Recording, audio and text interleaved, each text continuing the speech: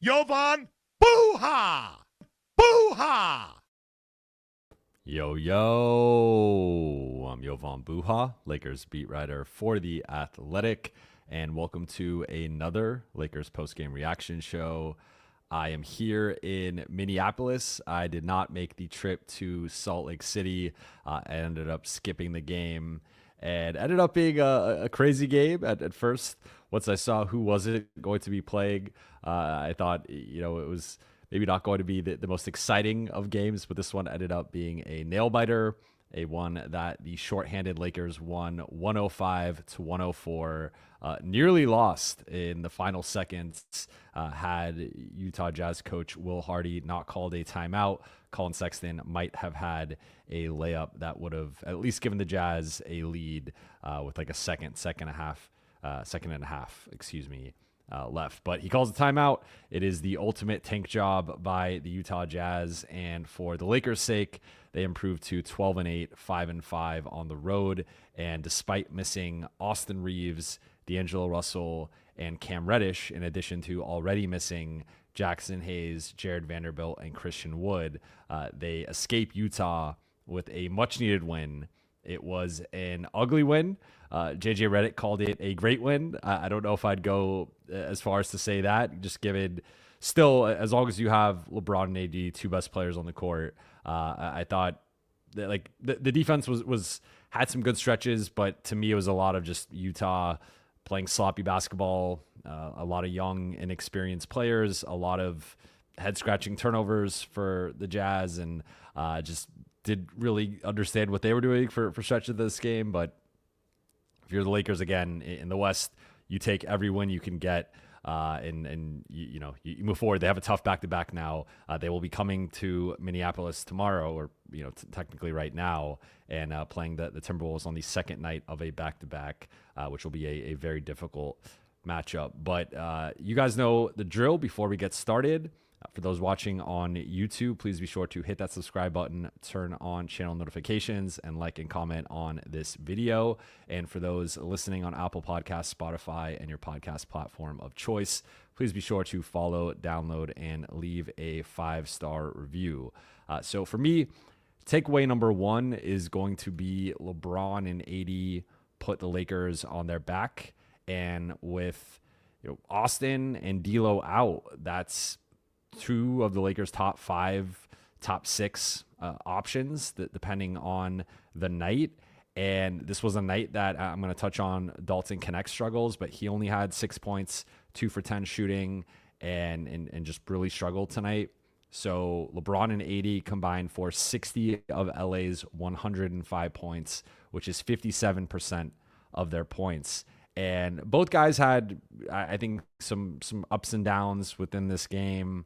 I thought AD, like really high level shot making, hit a couple threes, hit some long jumpers, had an elbow jumper late, which was 2 of the Lakers, one of only 2 baskets, but 2 of their 4 points over the final 4 minutes. They really struggled to score in crunch time down the stretch, and that was what nearly cost them this game, because Utah just kept turning the ball over and taking bad shots, and LA couldn't really capitalize. But AD hit, he had several short rolls for floaters, flashes into the paint, like hit a lot of jumpers in this game. Also was able to take Drew Eubanks and Walker Kessler off the dribble a bit. I thought, looked much better against Eubanks than against Kessler, and I will also touch on Kessler a little bit later as well. But AD, 33 and 13, it's tough to ask more from him than that. Was 13 of 26 from the floor. As I mentioned, hit a couple threes, 5 for 6 from the free throw line, had 3 offensive rebounds, 2 steals, a block, and a turnover, and was a starting lineup best +6. Or the Lakers were starting lineup best +6 in his 38 minutes. LeBron had 27 points, 5 rebounds, and 14 assists. Just 12 for 28 from the floor, because he went 0 for 9 on threes. So that's now, I want to say, at least 3 games for LeBron. I'm pulling up his game log without a 3. It might even be 4. Okay, so yeah, it's 3 in a row. Last time he hit a 3 was the Phoenix game, but 0 for 2 against San Antonio, 0 for 4 against OKC, 0 for 9 against Utah. So LeBron's missed his last 15 threes. And I'm not even sure what he shot in that Phoenix game. So it might even be more than that. But still continues to pass at a high level. Was better with the turnovers tonight. Only 3. Did have a couple of blocks. And I thought for LeBron and AD, the defensive activity for LeBron, it was just getting caught sleeping on the weak side and not closing out to shooters or getting lost around screens, getting lost around switches. For AD, I thought he got beat to the rim and scored over. It was a little bit more like the last few games outside of the OKC game, which I thought, as I mentioned before, like he was great in. But for LeBron, the jumper again has not been there. And I did think he settled a bit throughout this game. And he had a questionable shot late that preceded the Jazz's opportunity to close the game or tie it, whatever. And yeah, so I think LeBron, I thought this was like a bounce back performance in some ways. I thought the finishing, like, so if you take away the threes, he was 12 for 19 inside the arc. And I thought he was able to get downhill pretty successfully and get to the rim and whatnot. But several plays where he thought he got fouled, didn't get the call, then didn't get back in transition. Jazz were able to score. I'm going to pull up right now. Utah had only 14 fast break points, which is pretty good for the Lakers. And LA scored 20 points off of Utah's 15 turnovers, which is, to me, arguably the swing factor of the game was just Utah.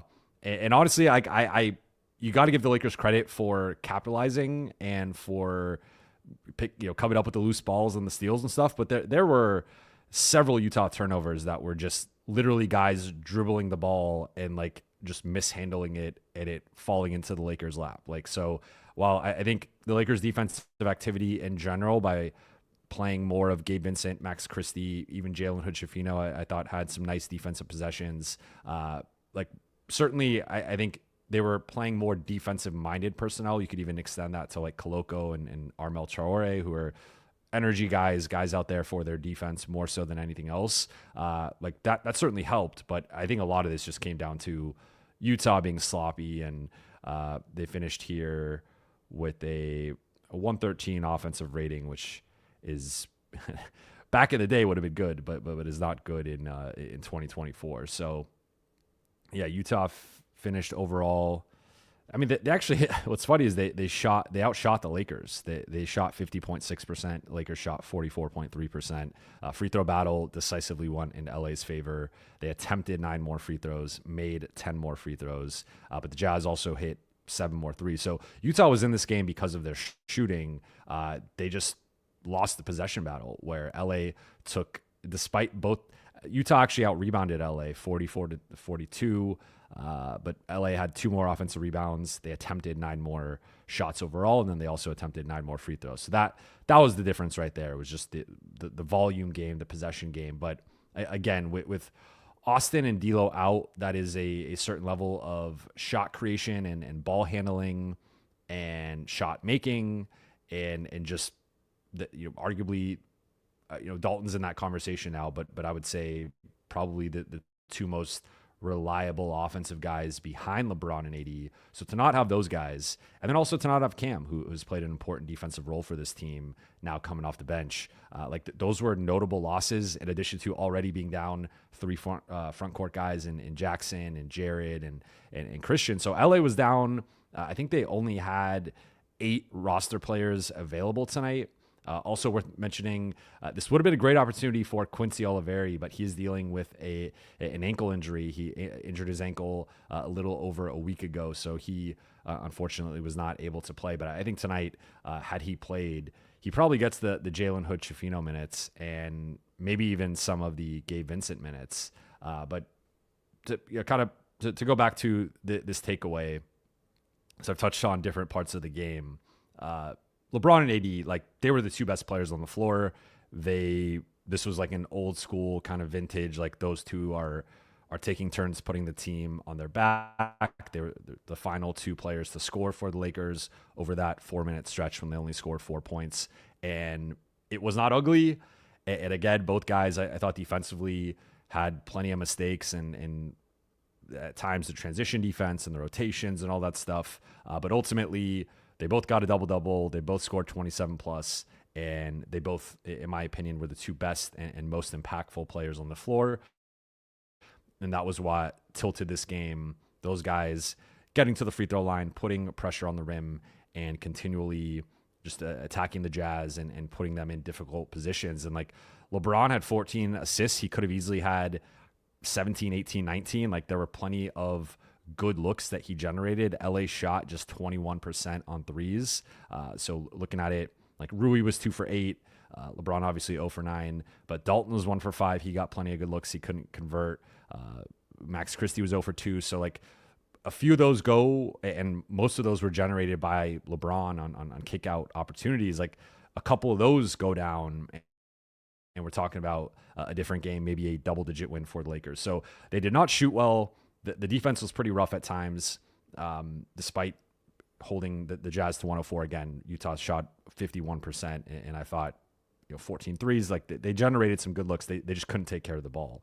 And you give the Lakers some credit for that, but also just, I don't know what Utah was doing. I mean, they tricked this game away, especially with the way that they closed it. But that's a separate conversation. But so takeaway number 1 is LeBron and AD put the Lakers on their back. Takeaway number 2 for me is going to be, this was Gabe Vincent's best game as a Laker, and he scored 10 points, the first double-digit scoring performance of Gabe Vincent's career as a Laker, which is just a wild sentence to say, considering this was the Lakers' primary offseason addition in 2023. This was the guy that replaced Dennis Schroeder. This was the guy that they used that non-taxpayer Emma Leon.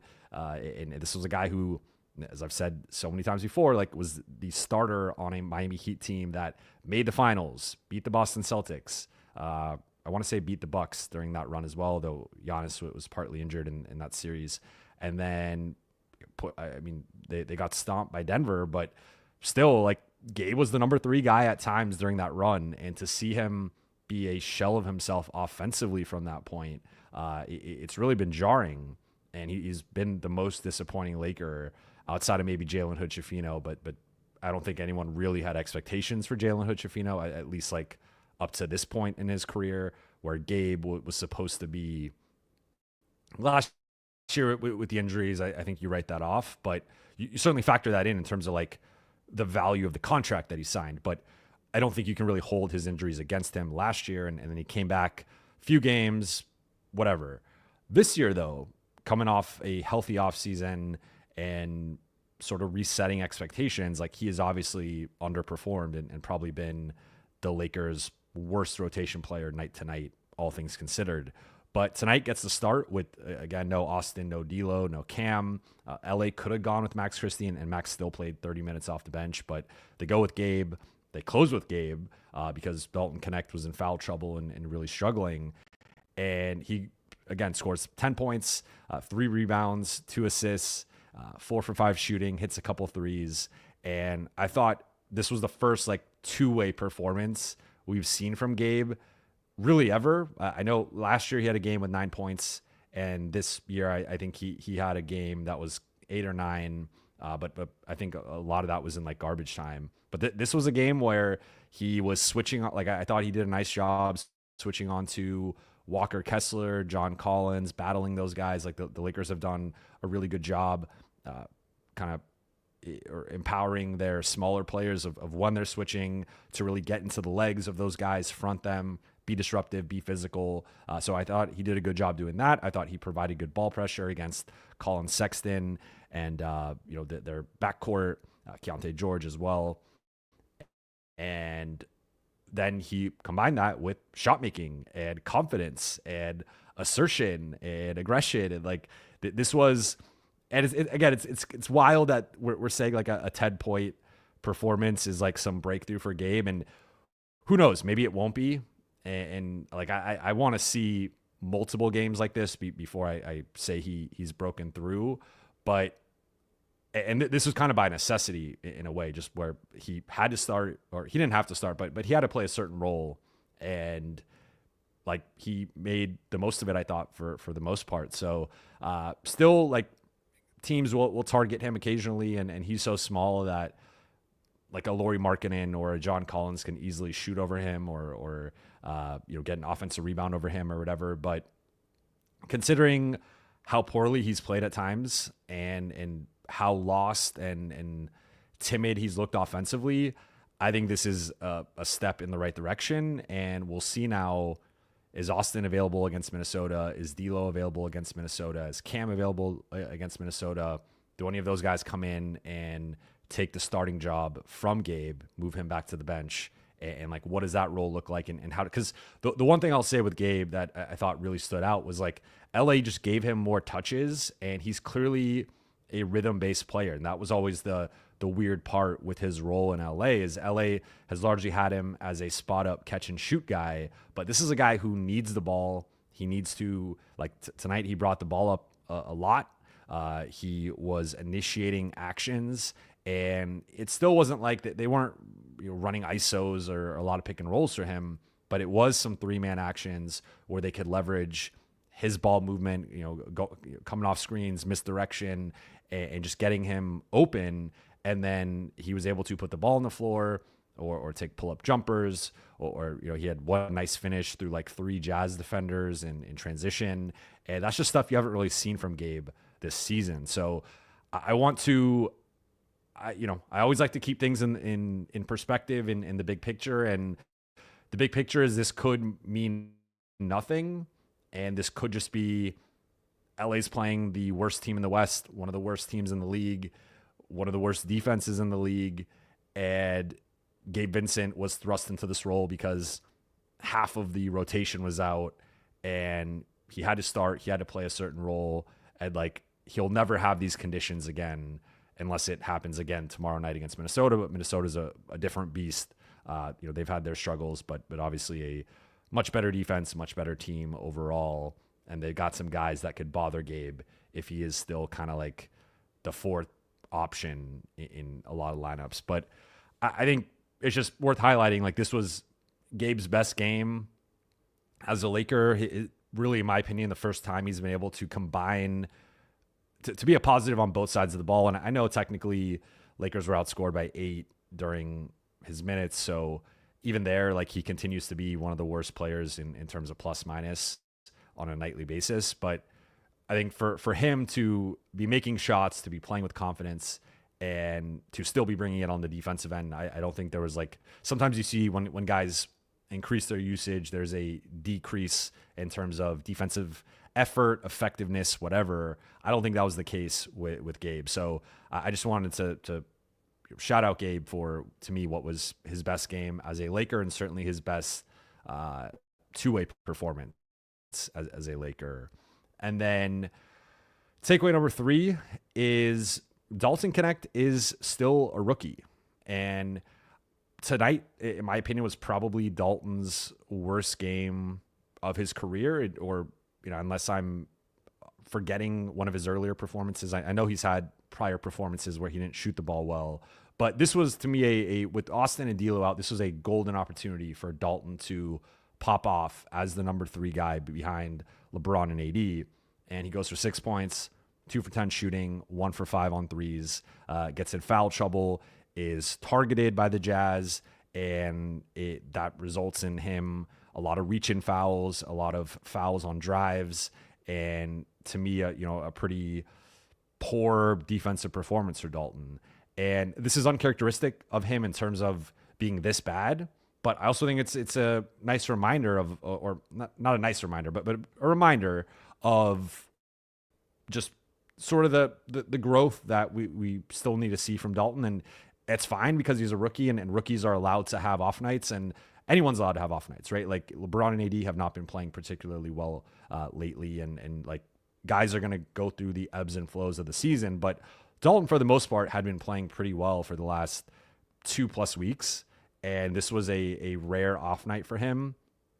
And he was a team, like, Lakers were outscored by 19 points in his 30 minutes, which was by far the worst mark on the team.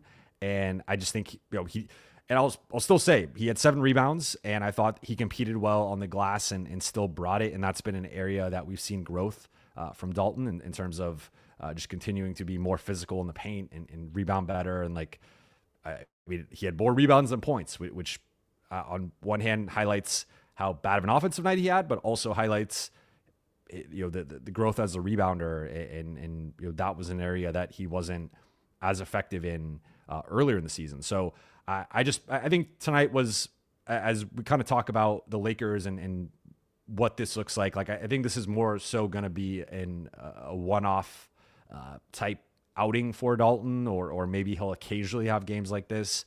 But tonight was just, I think, kind of a bit of a reminder that like this guy's a rookie. There's still a bit of a learning curve. And for as high as the highs can be, I think tonight was a low that like, some of the other players within the rotation maybe don't have quite the same highs as Dalton, but also don't have like this type of low I thought he missed a bunch of good looks, and again, sometimes that happens, but to me it was more so the defense and the fouling, and like he just didn't really have it tonight.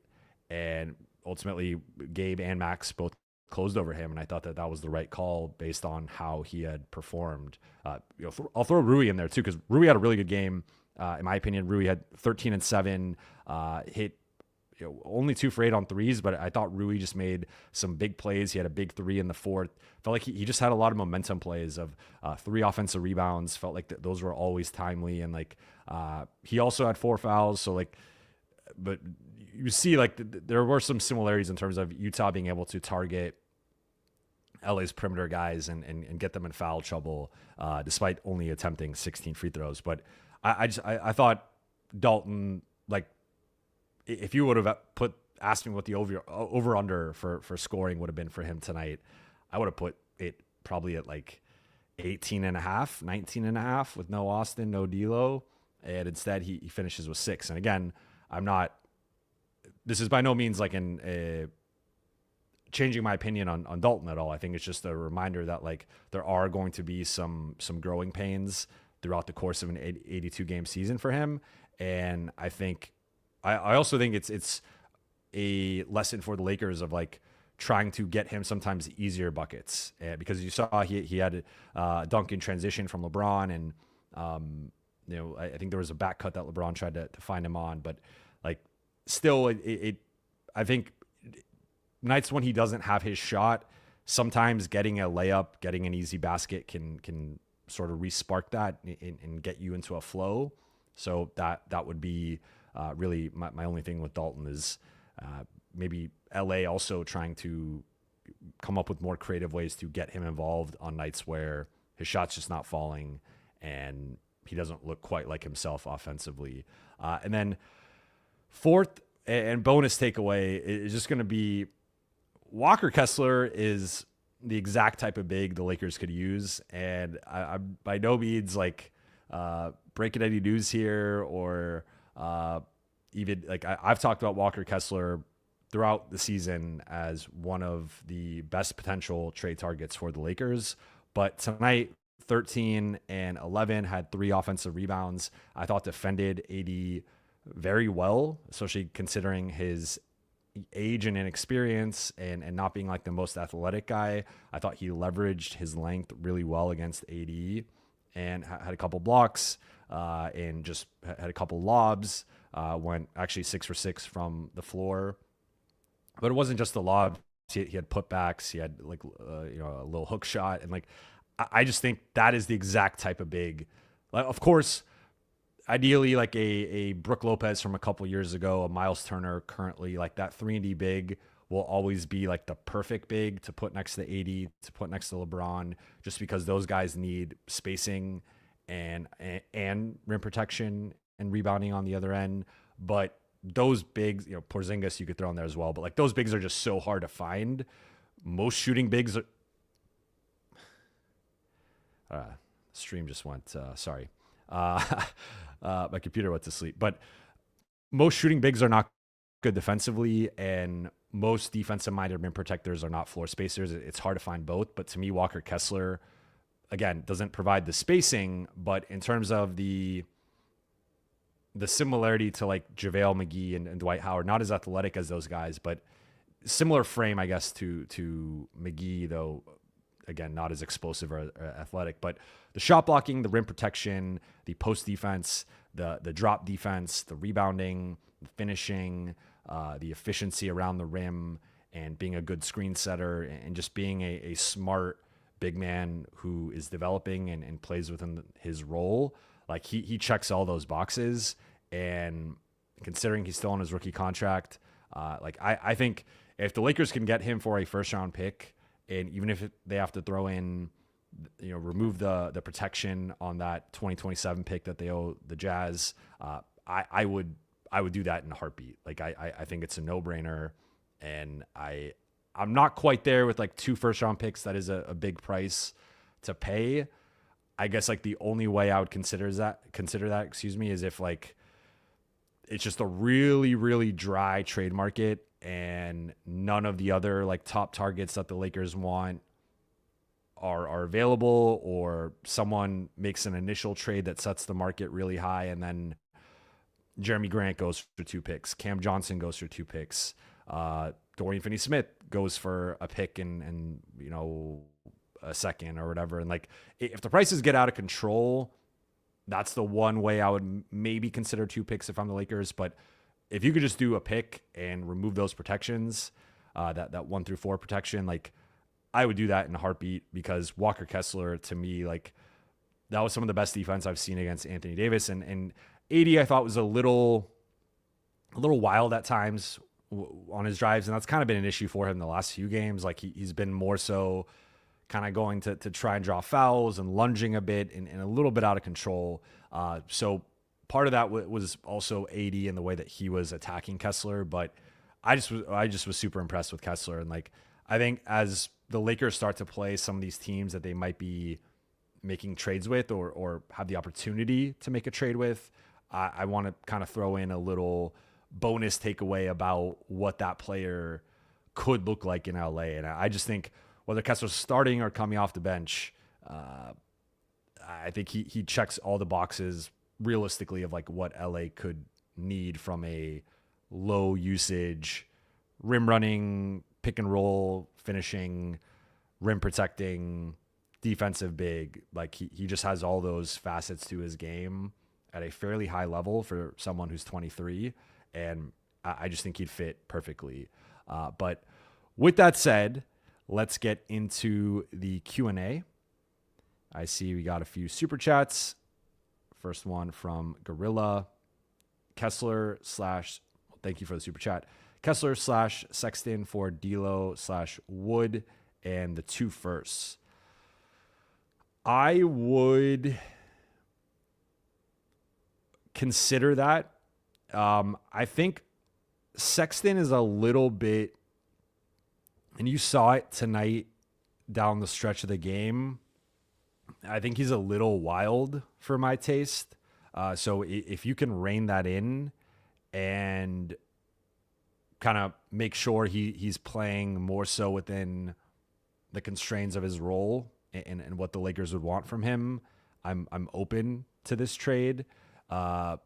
Because I think defensively, he's not like a stopper, but he's not a sieve either. Like he's not just going to be getting blown by and targeted defensively, which is a step up, I think, compared to some of the Lakers' other guards. So, and then Christian Wood, we don't even know when he's going to be playing again.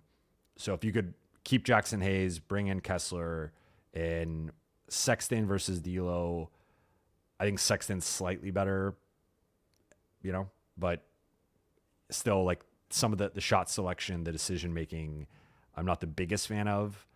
But considering the price I'd already be willing to pay for Kessler, I would be open to that if I'm the Lakers. Super chat from Braden. Thank you, Braden. Jovan, how are you feeling about tomorrow's game?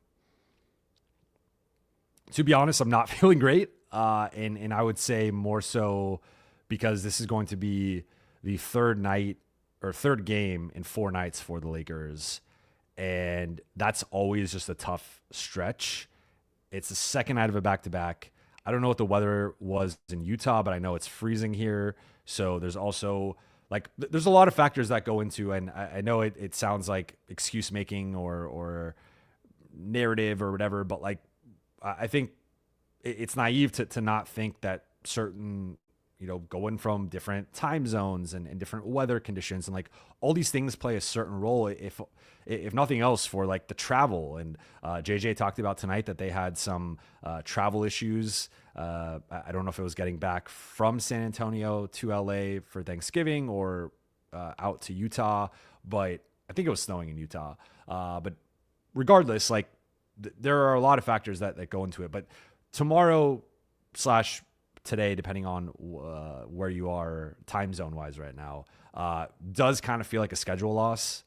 Already Minnesota is I know that they've been underachieving, but like they're a good team. I think they're going to figure it out in the long run. They're probably going to be up for playing the Lakers, and second night of a back-to-back, also third game in 4 nights. And LA is shorthanded / depleted. Like I doubt Austin, D'Lo, and Cam all play tomorrow. Maybe 1 or 2 play, but I mean, I could be wrong, and maybe all 3 are back. But even then, you have Austin now. Like anytime you're returning from like a big fall, and like it just puts a little bit of doubt in your mind in terms of being as aggressive. And I know Austin is tough, and I know Austin might not affect him at all, but like that's just human nature that you're going to kind of think twice about potentially attacking the rim, trying to dunk on someone, etc. And then D'Lo and Cam, even if they are able to play tomorrow, they are coming off an illness and like playing in again, like it just might not be the highest expectations for those guys coming off of injury / illness. So I would say, like, if they have this group tomorrow, I think they're for sure losing. If they get everybody back or 2 of the 3 back, they have a shot. But considering looking at the starting group, AD played 39 minutes, Rui played 40, LeBron played 36. Like that's heavy minutes to play on the front end of a back-to-back. So I think tomorrow is kind of a schedule loss for LA, to be honest. Another super chat from Kronos. Not huge on Vooch, but if we can pry Ayo off as well.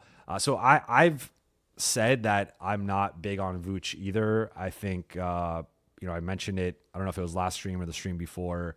Cran just tweeted Vooch's defensive metrics from B-Ball Index, and it was a bunch of D's and F's. Like, he is one of the worst defensive bigs in the league. And I think they're like, 2 things can be true, right? Like the Lakers need a better big than Jackson Hayes and Christian Wood, and Nikola Vucevic is technically a better big man than Jackson Hayes and Christian Wood. He's a better player. Same could be said about Jonas Valanciunas. But the Lakers also, I think the need within that, or in comparison with Hayes and Wood, is I think they need a bigger bodied defensive minded center, and Hayes and Wood trend far more offense, or trend toward the offensive end far more offensively. And so like Hayes has some good mobility on the perimeter. Wood is actually a good rim protector statistically, but they both have their limitations defensively, to put it kindly. And I think LA, like, sure, could Vucevic be better than Hayes or better than Wood? I would compare him more to Wood if in terms of like prototype or archetype.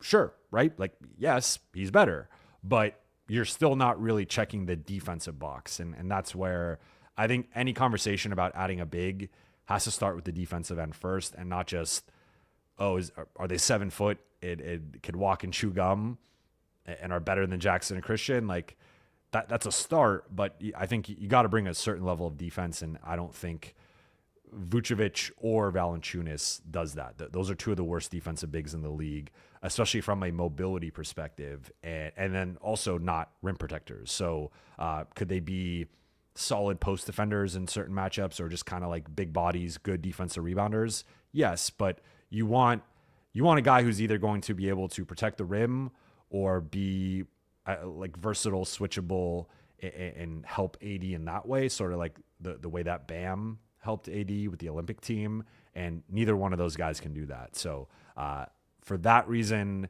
it would have to be a really great deal for LA to warrant, in my opinion, trading for either one of those guys. All right, let's get into the chat.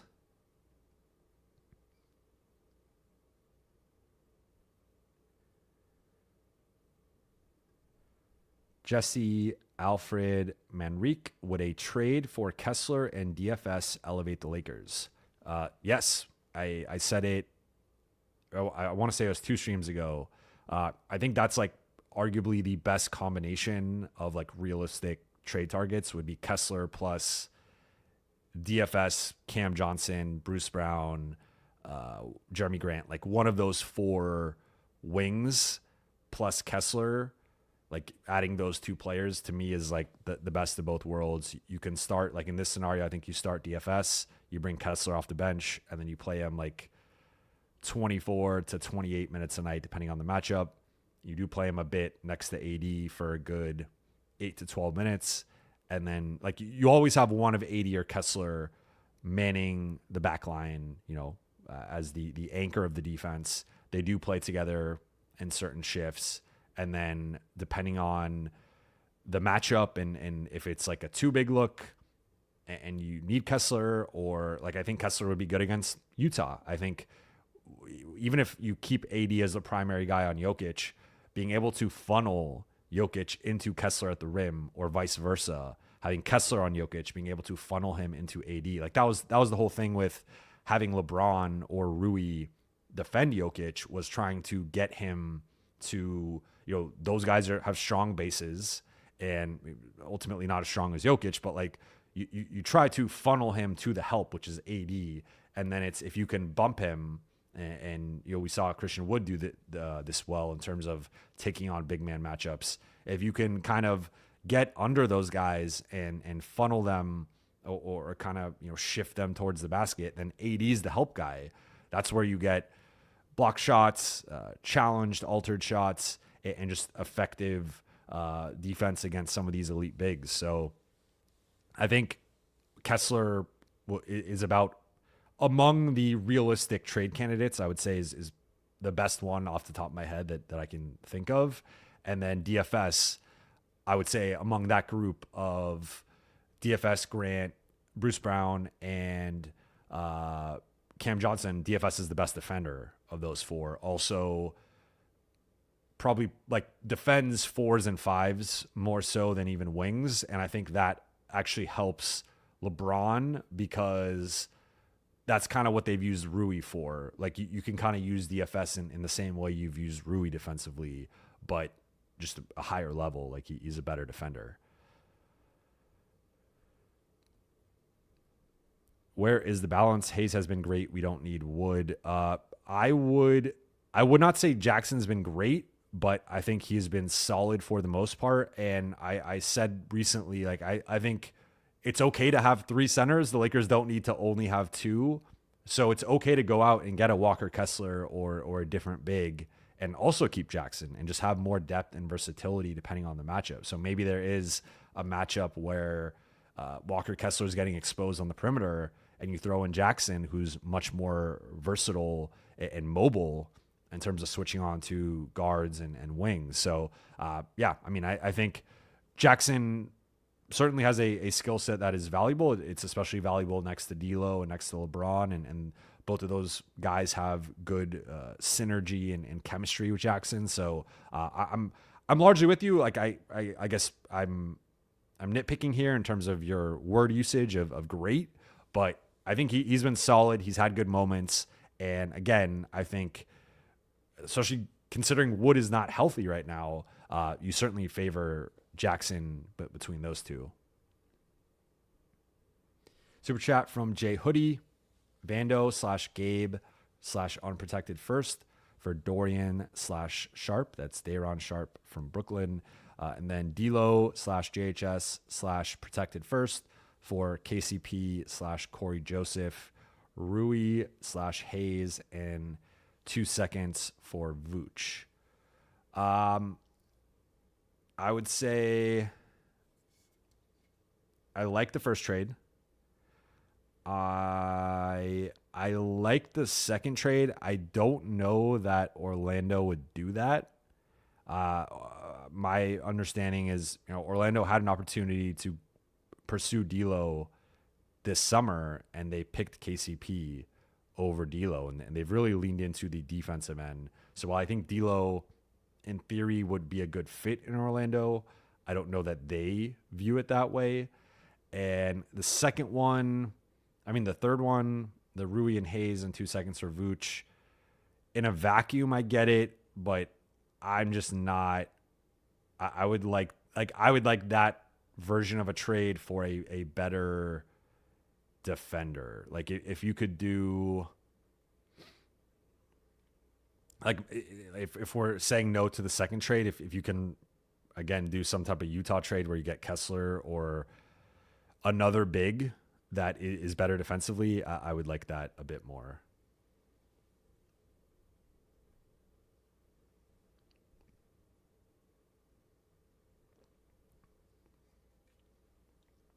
Excuse me.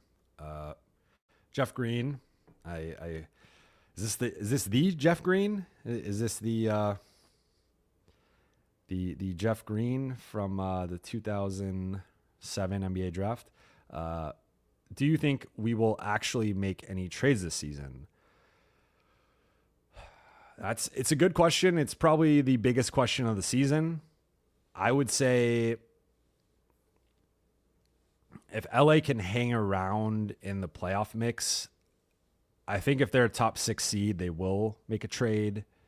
And I'm talking about like about a month plus from now. If we're in like early to mid January and they are a top 6 seed in the West, I think that's trending toward them making a deal. If they're more of like a 7 to 10 seed and looking like a middling play-in team, I think there's less. I think it'd have to be a really good deal for them to make it, and I think the bar to make a deal, I think, increases for them. I don't think they're going to be as willing to use draft capital.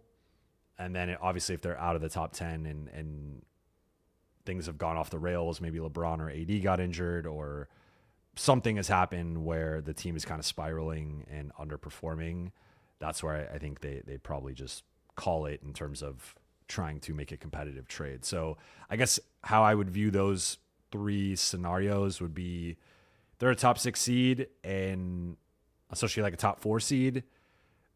I think both picks are on the table. If they're 7 to 10, I think it's maybe 1 pick or neither pick. And it's just like, we'll make a trade, but we're keeping both picks and we're just looking to make the best trade without using those 2 first round picks. And then if they're out of the mix at that point, I would be skeptical of them making some desperation trade to kind of like save the season. So that's how I view it, my understanding of it. But certainly a lot can change within the next month and a half with injuries, with like teams making certain guys available, with other teams dealing with injuries or their circumstances changing. So like these are always, it's always like, it can always sound kind of black and white when talking about trades, but I think it's a lot of shades of gray and there's just all these moving parts that like a lot of it has to do with the other 29 teams. And again, I mentioned earlier, like, do 2 teams make a trade that sets the market either higher or lower than anticipated? And let's say a team, let's say a team gives up 2, the example one of the 2 examples I mentioned earlier. Let's say a team gives 2 first round picks for Cam Johnson or 2 first round picks for Jeremy Grant. Like, I think that pushes the market for that caliber of player a little bit higher than expected, right? Because I think, Portland wanted 2 firsts for Jeremy Grant. I think most people look at that as an overpay. And Cam Johnson is kind of a borderline 2 first guy, but I would say a lot of people would probably say he's more of like a 1 first plus 1 second, maybe 2 seconds tops, but not quite 2 firsts. So if those guys go for a little bit more than anticipated, that sets the market at a certain price where now the Lakers and these other teams that are trying to make moves kind of in the aftermath of that, they're now dealing with, well, like if Cam Johnson goes for 2 first-round picks, Portland's going to be saying Jeremy Grant's got to go for 2 first-round picks. If Jeremy Grant goes for 2 first-round picks, Brooklyn's going to be saying Cam Johnson's got to go for 2 first-round picks. So like there's just this trickle-down effect in terms of how the first deal can kind of set the market, especially when it's a like-minded player, and it'll be similar with like a Bruce Brown, a DFS, like what, kind of on and on down the list. So I would say like that's a big factor looming over all this, is like, what does the first deal look like, and how does that set some of the prices for these role players? But again, my understanding is I think it's really going to depend on like where the Lakers are at a month in the next 4 to 6 weeks. What does that look like? Does it look like a team worth investing in? Does it not? I think for the first 12 to 14 games, they looked like a team worth investing in. The last 4 to 6 games, they haven't really. So, I think it can kind of go one of two ways, right? But I don't think there's a clean answer in terms of like they are for sure making a trade or they're for sure not. I think it's really going to depend on their performance, the performance of their players, injuries, and then the situations with other teams, including those teams' injuries, how those teams view their players, and also if there are any trades, sort of the first trades of trade season, how those kind of influence the prices for all these guys.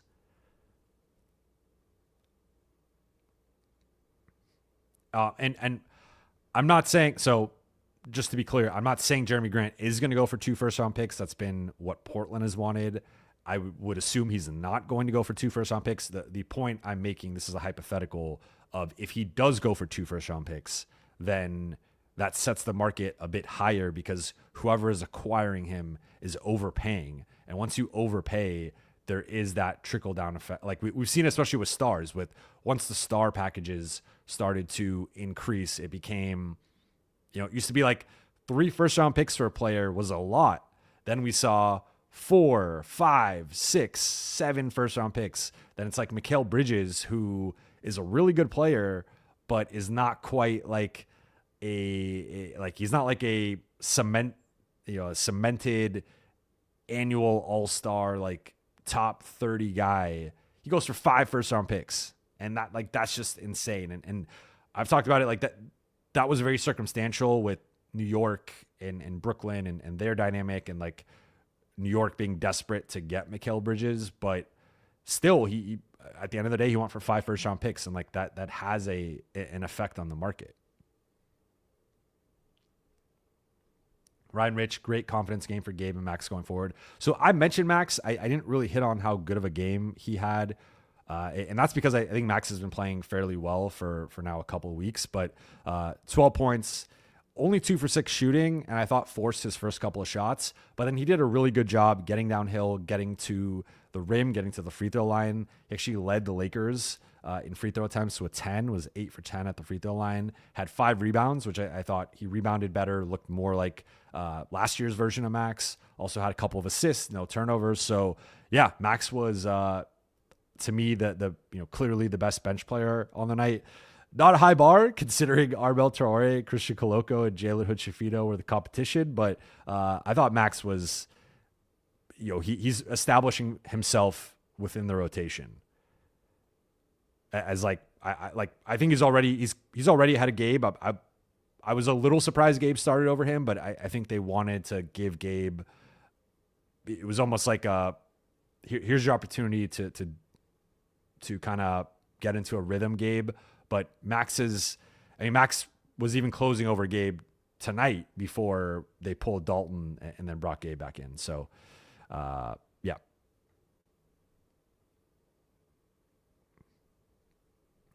Revived. I think the Lakers have strayed away from focusing on AD, and they play a lot worse when the ball isn't getting to AD in his regular spots consistently. I agree. I thought that tonight they went away from him too much down the stretch. That was part of why they couldn't score. again, they scored 4 points in the last 4 minutes of the game. I think in general, AD's usage, really it's been since he came back from missing the one game, LeBron's usage has increased, D'Lo's usage has increased, Dalton's usage has obviously increased, and I think him shifting to the starting lineup has changed things as well. So LA, I think, needs to get back to focusing on AD as the hub, and he's still getting the most shots, he's still getting the most points, but I think it was at a certain level, and maybe it was an unsustainable level, right? Like maybe this was always going to be.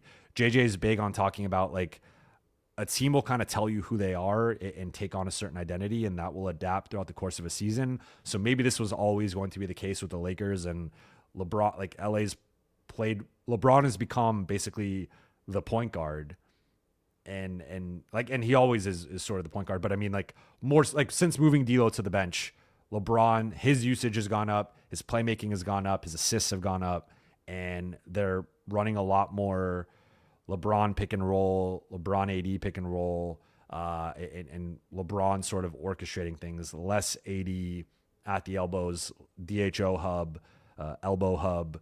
So I would like to see more of that with AD. I think that the playmaking hasn't been quite at the level it was at earlier in the season, although I will say he had 7 assists against OKC. So and he had a lot of assists against San Antonio. So teams have also adjusted and have been a bit more aggressive in sending help. And I think you saw that late in the game, AD was getting doubled. So there's a lot of factors that go into it, but I'm with you though.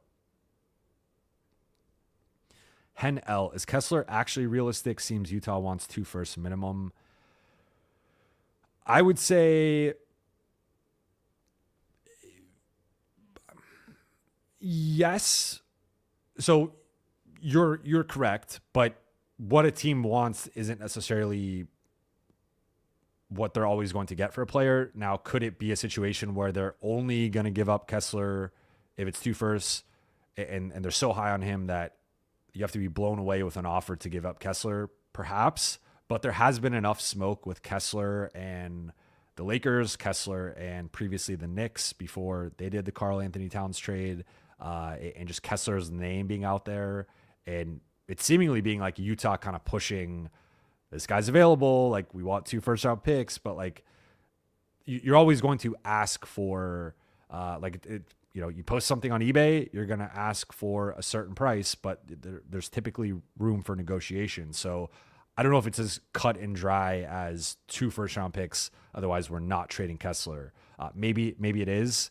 I have not heard that definitively, but I have heard there have been talks with the Jazz and Kessler and teams. So again, how serious that ever gets and how close that gets to being done, that's sort of that remains to be seen. But he's not untouchable, or I think that the bar, like there's been so much buzz that I just think if he was like untouchable or not going to be traded, or them just not even considering trading him, I think that would get shut down, and it would be like, no, this dude's part of our future. Where like Markkanen obviously was a guy that they extended, and they extended him. The deadline, or the date to extend him was after the trade deadline, so he's not going anywhere. Clearly, they're high on Keontae George, but Clarkson, Sexton, Collins, I think those would be the 3 guys they'd prefer to trade. But again, if the Lakers are willing to remove the 1 through 4 protection on that 2027 pick, if I'm Utah, it's not the same as getting a second first, but like, do you have confidence in what the Lakers are going to look like in 2026, 27? I don't. Is LeBron still playing? Like, probably not. AD is going to be 34, almost 35. Like that could be a bad situation for the Lakers. And if I'm Utah, I would love to have that pick just entirely unprotected. So I think Kessler is available for the right price. Now, how high that price is ultimately, I think we'll see in the coming weeks and months. Super chat from Harry Chinani. not giving up on Vando plus CW yet. Christian Wood. Team was great last year when Vando was healthy. Ideal 9-man rotation is the current starting 5 plus C Wood, Vando, Max, and D'Lo. If they play 40 to 50 games, we have a shot. I'm with you to an extent. I think my concern, like I like that 9-man rotation, and I still think the perimeter defense is a little underwhelming, and even the interior defense is the defense is still kind of bad, and that's just ultimately where LA falls short. Like I think they need a trade, but if that's the 9-man rotation, so we're saying AD, LeBron, Rui, Dalton, Austin, D'Lo, Max, Vando, Christian Wood, and you still have like Jackson Hayes and Cam Reddish as periphery guys of like on a given night, they could be the 10th guy. You could also throw in Gabe in there. Like it's a solid rotation. I still think if you're taking Cam out of the rotation, and I do think Max is better and should probably, like he has been playing more than Cam recently, and I think that will continue.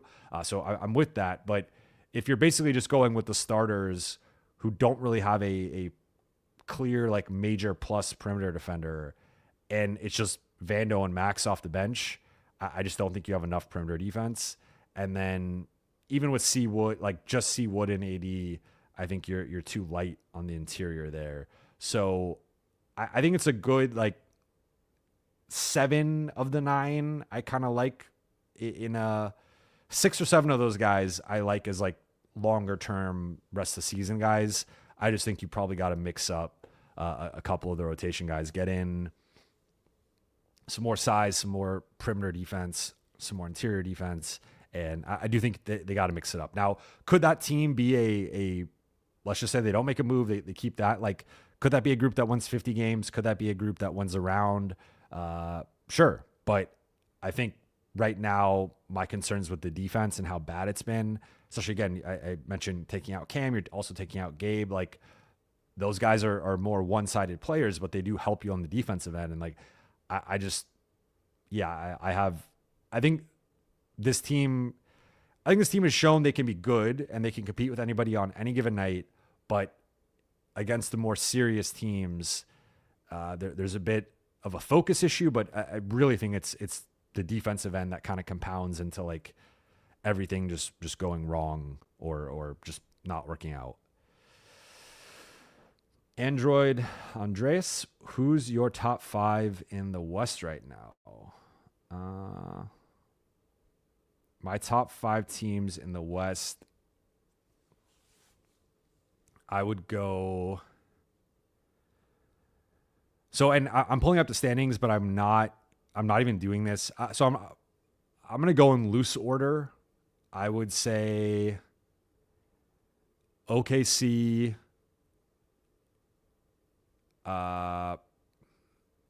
Phoenix and Denver. I don't know which way I would order those two. I know technically right now they're 8th and 9th, but I think like Phoenix is 10-1 with KD, something crazy like that, or 9-2. So I think like they've suffered from not having KD and Beal, and those guys are injury prone, but I think Phoenix, when healthy, is up there with anybody in the West, basically outside of OKC. I'm still high on Denver because of Jokic, and I feel like Jamal Murray can't play this poorly for 60 more games. Maybe he does, and then after that, I think Houston to me is punching above their weight. Like I think they're either, I don't think they're going to be the 2 seed, but I also think like in a playoff setting, they're still such a young team that they're going to need their playoff reps. Memphis has continued to win despite some of their injuries. I would probably go loosely Golden State 4th, and then I'm between Dallas and the Lakers for 5th. And that's as like currently constructed. Like I would like to see, like right now I'm operating with the assumption that like I don't know when Vando is going to be back. I don't know what he's going to look like. So I think Vando could propel the Lakers higher in this conversation. I think Dallas is starting to, they've won 4 in a row. Like they're starting to play better, but and then again, Memphis and Houston have played well. Like Memphis has won 6 in a row. Houston's been one of the surprises of the season. But if we're talking like what I actually think in terms of like coming out of the West or kind of combining like what I think their seeding could be with also kind of their playoff potential, right now I'd loosely have it OKC. I'm really close on Phoenix versus Denver, and then Golden State, Dallas, and the Lakers kind of all jumbled there in like the 4 and 5 spots. But yeah, that's tough. Like the West is right now I'm writing off the 2 and 3 seed, and that's just how tough the West is. And like Minnesota's not even in the play-in right now, and we know like at a minimum Minnesota is going to be a play-in team. That they're not going to miss the play-in. So the West is just brutal. Dark Galaxy, Warriors aren't that good of a team. So Warriors, I think, are a better regular season team than playoff team because they don't have that true number 2 offensively. But like they have so much depth where they go 11. Like now, Melton is a big loss, but they go 11, 12 deep in terms of like quality rotation guys that they could still withstand multiple injuries to guys. Of course, not Steph, not Draymond, but basically outside of those two, they can withstand injuries. And Buddy Hield's been a big piece. Like, but you get what I'm like. They can withstand like some injuries and still be pretty good. But I guess to your point, I would have more confidence, I guess, with Dallas or the Lakers over them in a playoff series. So maybe I push Golden State to 6 and I go Dallas 4, LA 5. That's probably. So my final answer would probably be OKC, Phoenix 2, Denver 3, Dallas 4, Lakers 5. I think that's my top 5 right now.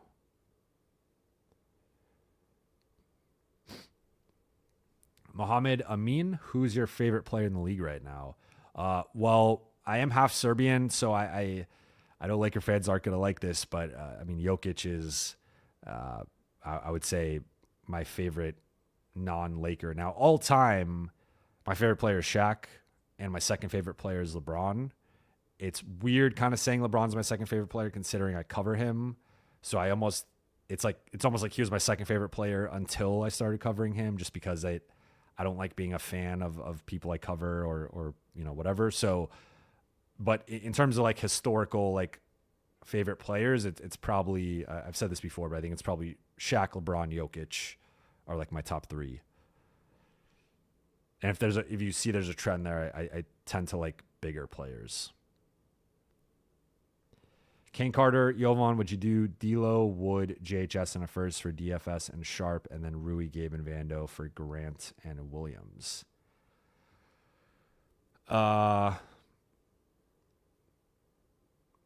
Yes, for the first trade. Basically, any version of like Lakers role players plus a first for DFS and Sharp, or like any combination of the Nets guys, I will do. Rui, Gabe, Vando for Grant and Williams, I would do that. I don't think Portland would do that. I think they'd want at least a first, if not 2. I think if they're going to ask for 2 firsts for Grant and 1 for Williams, I think they're going to want at least 1, if not 2 for both. So I would even do a first for that though. And then now, so if let's say LA does this makeover, you're now going, you probably go AD, LeBron, Grant, Dalton, Austin, and then your bench is DFS, William, that's Robert Williams, Max, and Sharp, I guess. You are going like you're definitely going bigger, and then you still have Cam, you still have Hayes. So yeah, I mean you might need to, and you're trading 3 for 2 and then 3 for 2 again, so you would have 2 roster spots. So I think at that point you go and maybe you get a Lonnie Walker or whoever's like the best perimeter guy currently available at the time and add kind of another perimeter rotation guy, because you are giving up D'Lo, Rui, Gabe, and Vando. So that's like 4 of your perimeter. Like 2 of those guys are wings, 2 of those guys are guards, but like you get what I'm saying.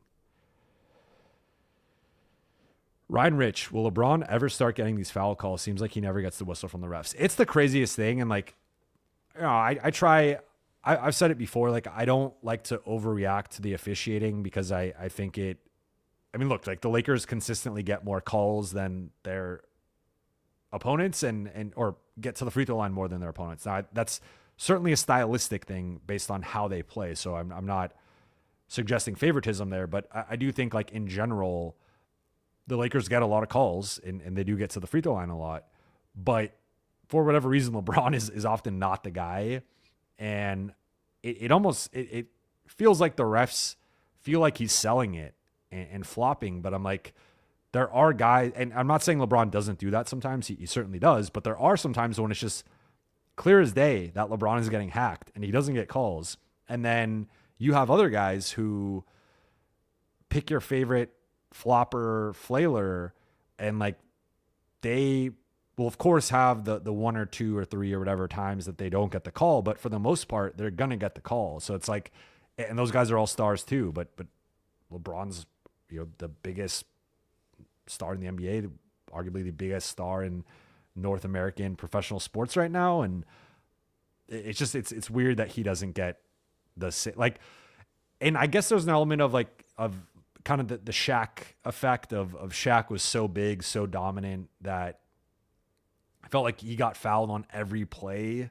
So you couldn't call it on every possession, but and I think that applies to LeBron. I think it applies to Giannis.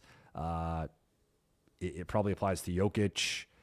Even it applies to AD a little bit. Embiid, I feel like gets all those calls, but yeah, it's weird. And I know like LeBron, he'll never really he'll sometimes publicly kind of make like small comments on it, but he's certainly aware of it. And I would say he's not like thrilled about it to say the least, but yeah, I don't think he has an idea of what that was.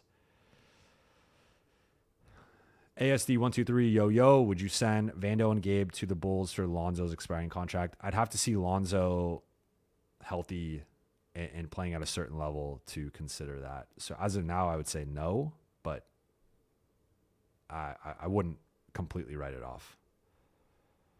User 1, do you see Miles Turner being available this season if the Pacers slide? Potentially, especially because he's been available before. Right now, I'm pulling they're 8th in the East. They're 9-12. The one thing with Miles Turner is I do think it would probably cost 2 firsts, and I would be open to that if I'm the Lakers. But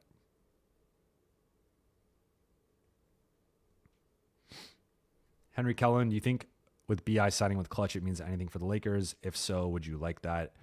It could mean something. Like I reported that, and this was last season, that Trae Young leaving Clutch meant his odds of going to the Lakers was lower. So I think there's certainly, I don't think you want to just blanketly say like BI going to Clutch means he's going to the Lakers, but Clutch and Lakers have Clutch and the Lakers, have a good relationship. So certainly you don't you can't rule it out.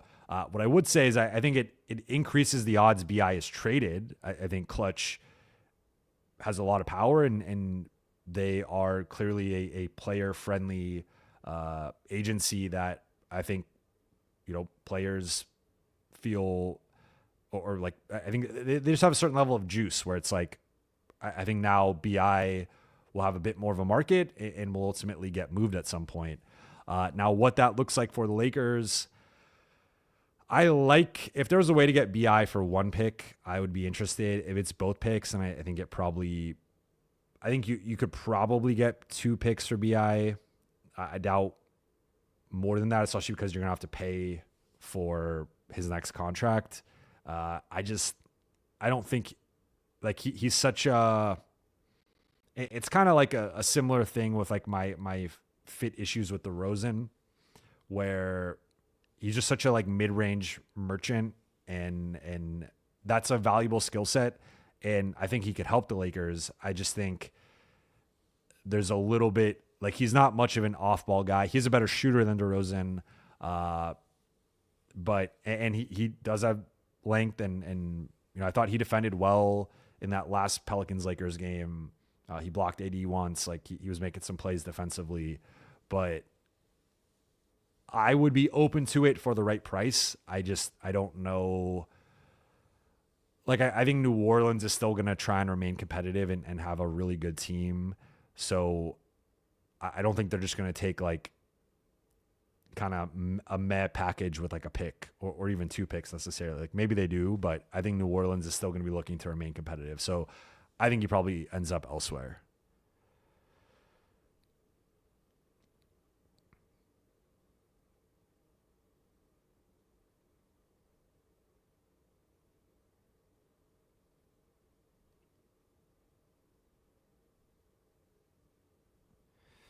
Kane Carter, Jovan is 80 moving to the 5 more about Buha not being able to be a 3 anymore given his age. I think the two are unrelated.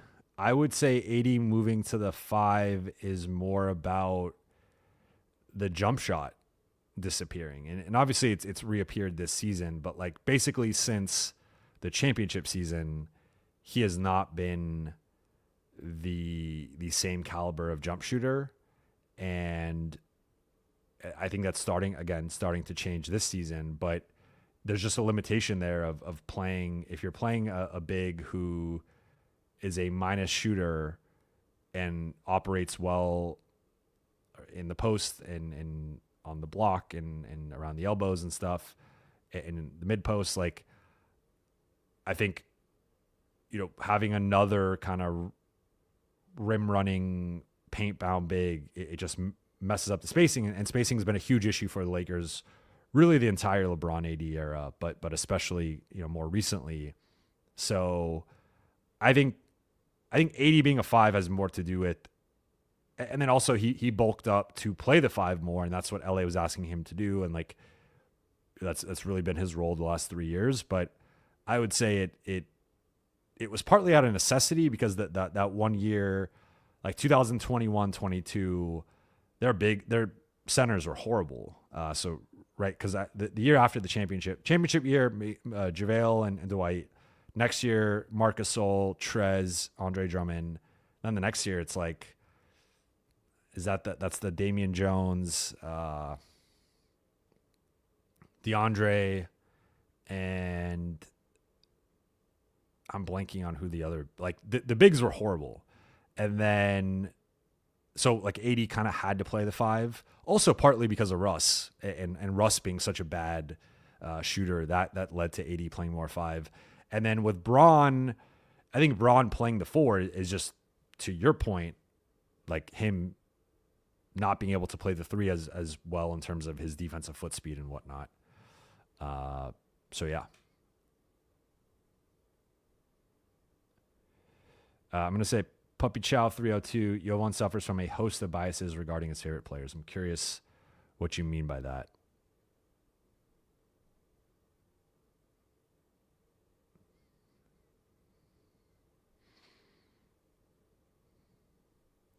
Zach Eisen, yo, do you follow any sports besides basketball? So I'm big into fantasy football, though it has crushed my spirit this year, and last few weeks I haven't been as into it as my teams have struggled. But I would say because of fantasy, I'm into football. Otherwise, I'm like so locked into basketball and my job that, yeah.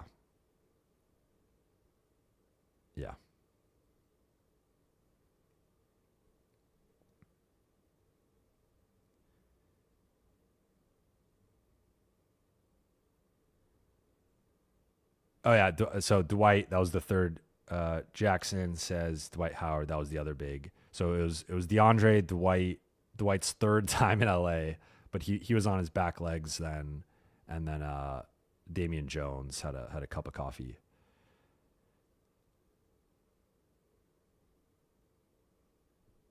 Lakers in 7, Jovan, goat emoji, laughing while crying emoji. Do you think Max gets looked off sometimes for threes when he's open, or is it just because of what's happening in the play? I mean, maybe sometimes. I haven't really noticed that at like I haven't noticed that being a trend, but I think it's often more having to do with the play, but certainly I'll monitor it now for you. King Carter, do you think the bright lights of LA can also affect a player's mentality and their jump shot? Yes, I do. And look, it's one of the gifts of the curse of brighter lights in LA, more scrutiny with the media and fans. And like, I've talked to players talking about just like they see what they like. Gabe Vincent hears all the noise, right? Like guys hear the noise, and I don't think that necessarily helps. So.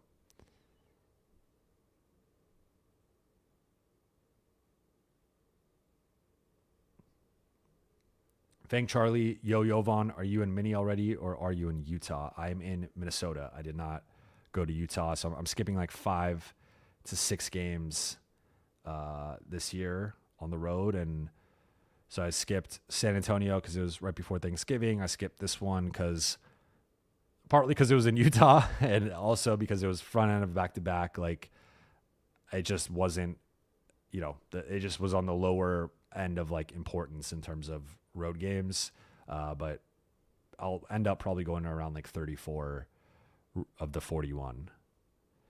King Carter, Jovan is your son a hoops fan? Kind of. So he went to one of the Lakers Grizzlies games during the 2023 playoffs, and he thought it was a little loud, which I can get for a kid. It can be sensory, like it's as an adult, it's sensory overload sometimes for me. Like that's one of the my sleep sucks, especially on the road, but like the sensory overload of you're in the arena for 2.5 hours, music's blaring, they're playing all the stuff on the Jumbotron, you're watching the game, you're tweeting, you're taking notes, you're doing all this stuff. And then it's like trying to unwind from that is really tough. But so I think he's gone to Summer League, he's gone to Lakers Grizzlies. I want to try and bring him to, if they were going to make the NBA Cup, I would have tried to get him tickets in Vegas, but he's the thing. I want him to start playing. I think that's like the next level for him. He hasn't started playing yet, but he's going to be pretty tall. So, Rad and Rich, Jovan, what do you think of the new All-Star format?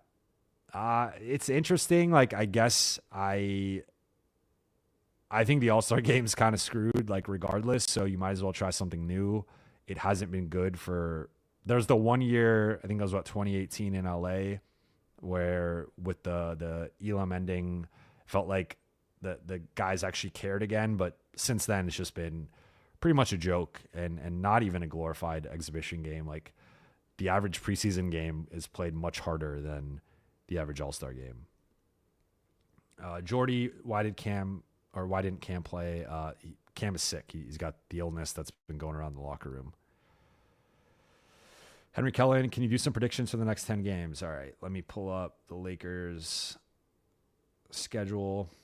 And right now I'm at 118. I'm going to go about 125.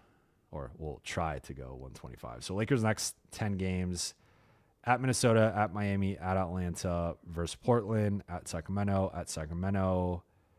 at Detroit, or versus Detroit, at Golden State, versus Sacramento, versus Cleveland. So the tough games in there: at Minnesota, at Miami, at Sacramento twice is tough, especially it's not a back-to-back, but it's like almost like a baseball series there of 2 games in Sacramento, at Golden State on Christmas, and then I would say home Cleveland to end the year. So I'll say the Lakers go. They do have a tough schedule. Well, and also they have 2 games in there between the Portland and Sacramento games that we don't yet know because they'll be NBA Cup games. But of the 10 that we know of, I will say they go 6-4 in that stretch. And then they have the other 2 that we don't know what they'll be, but they'll have either a game on the 12th or the 13th and then a game on the 15th or 16th. Dark Galaxy, do you stay at the same hotel as players? I do not. So I stay at Marriott hotels. They stay at typically a 4 Seasons, but it depends on the city. Jay, Jovan, is your travel schedule the same as the players? If so, how's your sleep quality? How's your sleep quality? Do you think it impacts the players? Yes, like I can say this is something I talk about with Dan Wojcicki of the LA Times a bit. Like we'll both kind of get to a game and we'll be like, yo, like I'm so tired. Like it feels like I hit a wall. And you'll kind of see maybe the Lakers get out to like a slow start or they get blown out that game. And it's sort of like, I don't want to say it's quite the same because we're not playing. And so I'm not trying to like make a comparison there, but in terms of like the travel, there are some similarities of like how that can affect your sleep, how that can affect your energy. And usually when the locker room gets sick, I get sick. Like I've been feeling a little sick. I've probably been sick now 3 or 4 times this season, which sucks, but like it just kind of, comes with the territory. As far as my travel schedule, it's not the same because the players and the team flies out that night. So for example, tonight, they usually fly out a couple hours after the game. So especially if it's a back-to-back. So they're flying to Minnesota right now from Utah. Whereas the beat writer, so 2 of the beat writers went to the Salt Lake game and they'll be flying in the morning to Minnesota. So it's actually, it's way tougher on a back-to-back because you're up, at least the players, and they never have a shoot around on the second night of a back-to-back. So you can at least like fly in directly after the game and like sleep in, catch up on sleep.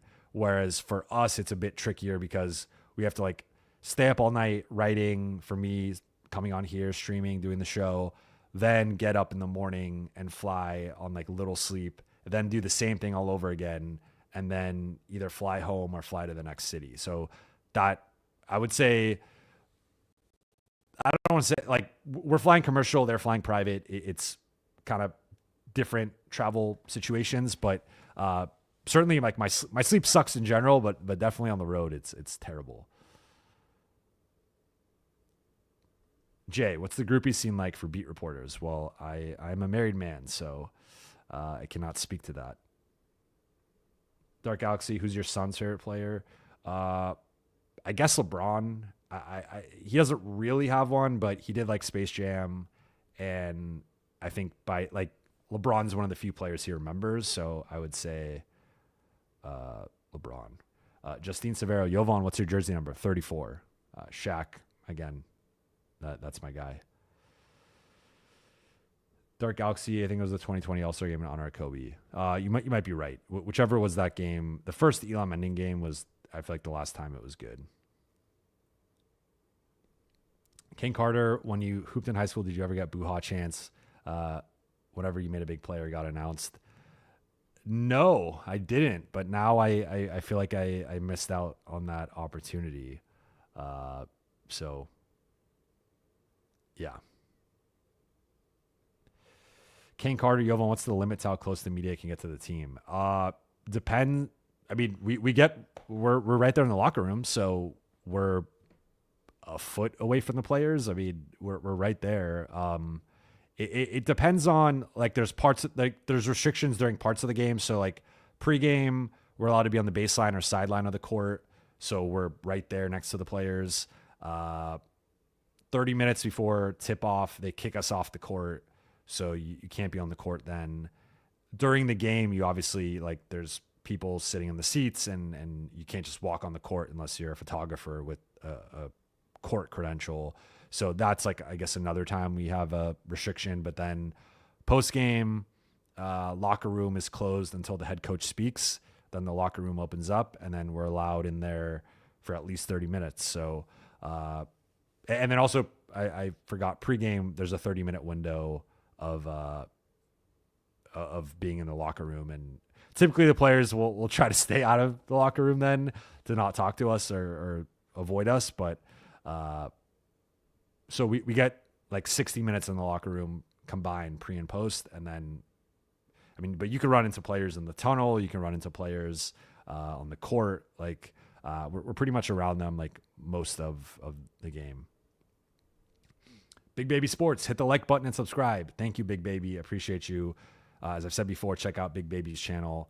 But yes, please, if you're watching this and you have not liked or subscribed yet, please do so.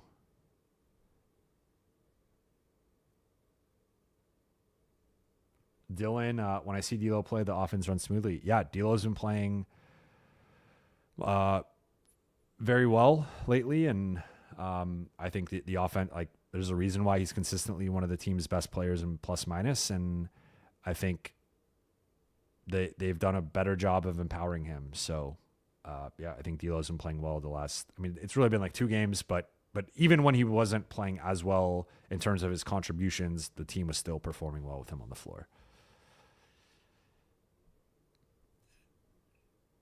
Joe Ingles, Jovan, what happened to LeBron and AD? Lakers give them a best roster and still can't blow out the Jazz. Well, I mean, they did not have, in my opinion, their 3rd and 4th best players in Austin and D'Lo tonight. And then they also didn't have Cam, Vando, Christian. Like, I mean, it was basically the starting lineup plus Max Christie. Armel Traore and Jalen Hood-Schifino should not be playing on this team, based on what we've seen from them. And Christian Coloco is basically a fill-in back-end rotation guy with Jackson Hayes out. So LA had like 6 guys tonight of like the normal rotation or just even, playable guys. So I give them a little bit of grace. I still think they should have won this game by more, but I don't think this should have been necessarily like a 25-point blowout either, just based on who they had available. Kevin Cambridge, how old is your son? My son is 8 years old. He's in 3rd grade. Fang Charlie, Jovan, boo, ha ha, LOL, there it is for you. Appreciate you, Charlie. Kevin Cambridge, we need Jovan in the celebrity game. Yeah, I mean, I need to train first. I need to get back to playing. I tore my Achilles last year, actually on my 31st birthday. So I've only played once in the past almost 14 months, but I will, if I get invited to the celebrity game, I will trade and hopefully not embarrass myself. Glenn S. Jovan, do any of the players recognize you during interviews? Yes. I mean, at this point, I know all the players on a first name basis, and I wouldn't say they all like me. I think there's maybe one that in particular that does it, but yeah, they know who I am.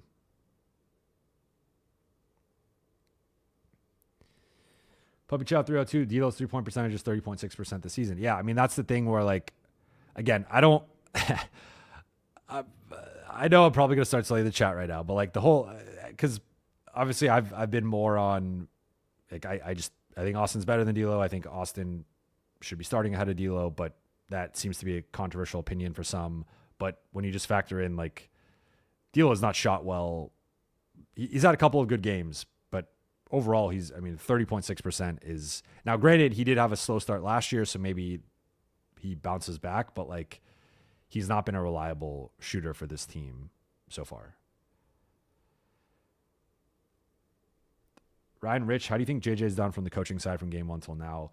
I think he's done well. Like, I think the offense has largely been organized and run well. I think he's made some shrewd lineup and rotation decisions in terms of swapping D'Lo out, Cam in, and then swapping Dalton in, Cam out. I think he's found ways to kind of push the right buttons with guys of like tonight starting Gabe. I thought while Max had been playing better and maybe in like a merit from a merit perspective deserved to start over Gabe, I think he looked at it as an opportunity to get Gabe some confidence and just get him going.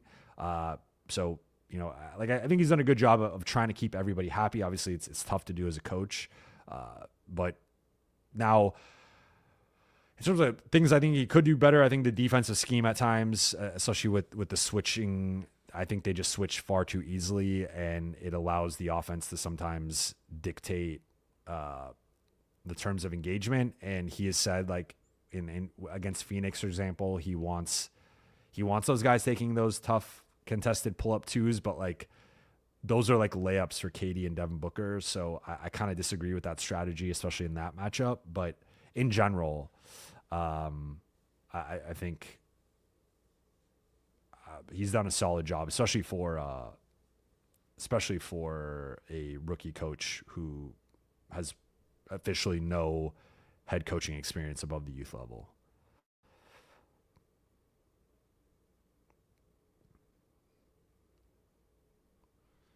Ken Carter, Jovan, what's a player who gets a lot of hate that you like? It's a good question. I would say, let me look at the standings and see who do I think gets a lot of hate.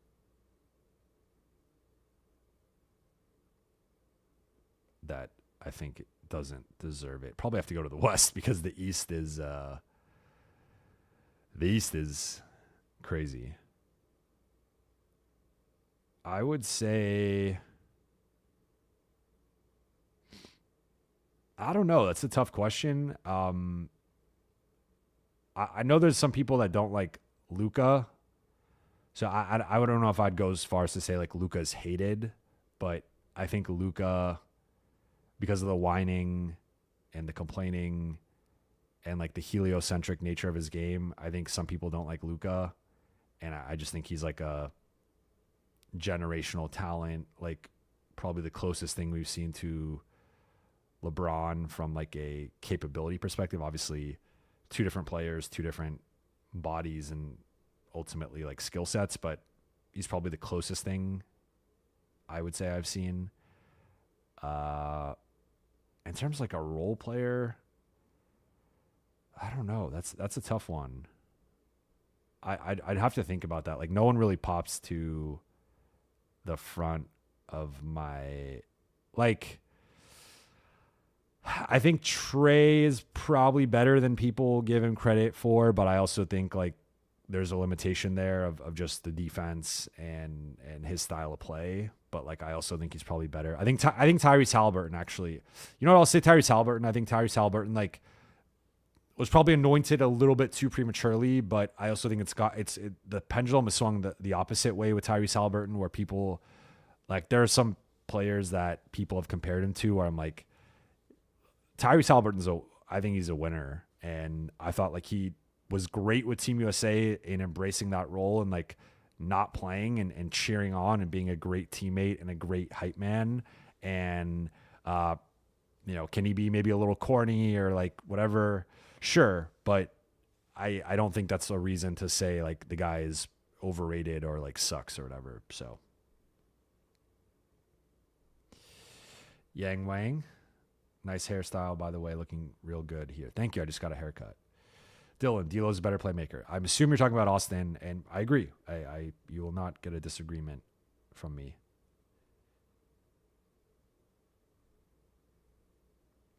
King Carter, Jovan and guys named Russell, LOL. Oh, man. Okay. Harry Chinani, quarter season done, top contenders and dark horse teams from each conference. I would say I think in the East right now, there's only two true contenders, Cleveland and Boston. I would, of course, put Boston ahead of Cleveland. In the West is tough, man. West is really tough because, again, I think arguably the second and third best team in the conference are right now 8th and 9th in the standings. So I feel like there's a clear top three in the league right now, and it's OKC, Cleveland, and Boston. I'd probably put it Boston, OKC, Cleveland. But I think those are the three teams that have sort of distanced themselves and look a cut above the rest of the league. Dark horse, I mean, I think Phoenix, I would say like Phoenix, Denver, the Knicks, and then like maybe the Lakers or Mavericks. Lakers and Mavericks are bottom of that tier and maybe like beginning of the next tier, but like that's probably my tier 2 right now. So yeah, I mean, I think it's kind of gone the way we've expected. I would say Cleveland's been the biggest surprise of just like how good they've looked, how dominant they've been. And like, I think Houston and Memphis have been a bit surprising, but I don't know if that's sustainable in my opinion.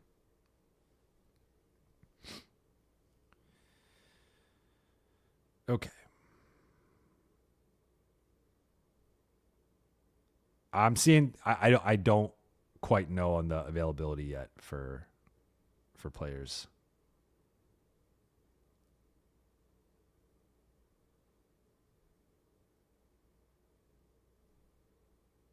Okay.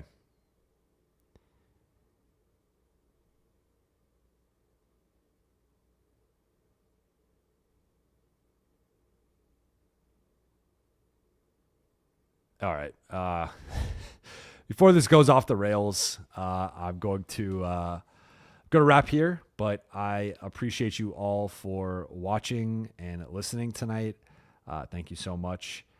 For those watching on YouTube, please be sure to hit that subscribe button, turn on channel notifications, and like and comment on this video. And for those listening on Apple Podcasts, Spotify, and your podcast platform of choice, please be sure to follow, download, and leave a 5-star review. I'll be back in less than 24 hours here in Minneapolis for the Lakers-Wolves game. I will talk to you then. And then on Tuesday, have a new episode of Buha's Block. So a lot of content coming within the next 36 hours. But I will have a longer stream. I know some of you want the 2+ hours. We will make it happen soon. But I do have a back-to-back. I will got a lot to do tonight, tomorrow, ahead of the game. So I will we'll talk to you guys soon. But appreciate you all in the chat for rocking with me. As Jackson says here, I will try to get some sleep, and I will talk to you all very soon.